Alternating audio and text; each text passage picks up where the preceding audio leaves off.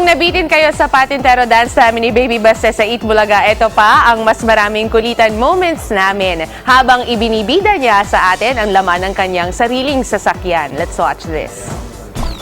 Mga kapuso nako, I'm sure manggigigil kayo ngayong umaga sa kakyutan ng ating bisita. Walang iba kundi ang cute na si Baby Baste. Hello, unang hirit! Ayun, good morning. Hi! Kumusta?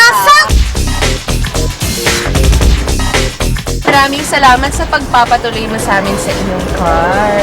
Anong feeling? Siyempre, bata ka pa, tapos meron ka ng sarili mong car. Super duper happy po. Yay! Pag nagtitaping ka or nag-iit bulaga ka, anong mga favorite mong binabaon? Eto. Ayan, mga sapatos. Tapos meron siyang pampalit na mga damit. Ito, pang gel. Pareha kay Kuya Alden. Wow! You're so sweet Ito yung naman. cologne ko. Ito para sa face. Ayun. Anong favorite color mo? Color blue. Color blue? Siyempre, ako pa ba? Ano Ito naman yung yan? sa nose.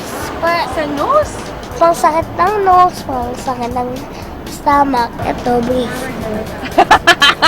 Pakapakita ba natin yan? Ito daw yung brief ni Baste. May baon siyang extra.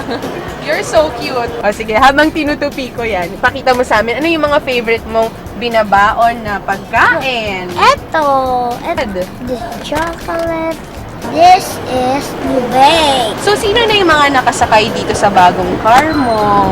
Mami ko, ako, Tita Pulin. Si Tita Puli. Favorite mo si Tita Puli, no? Parang nakita ko yung gusto mo na siyang iuwi eh. Oo nga. Oh, At saka si Ate Gabi. si Ate Gabi. Oh, crush niya si Ate Gabi, si Alena. Ikaw ah. Hi ka kay Ate Gabi. Anong gusto mo sabihin kay Ate Gabi? Ate Gabi. Wala, natalo ka na. Paano na yan? Hanggang 188. Ang dami naman! 188! Oh no! Talo ko! May unang hirit.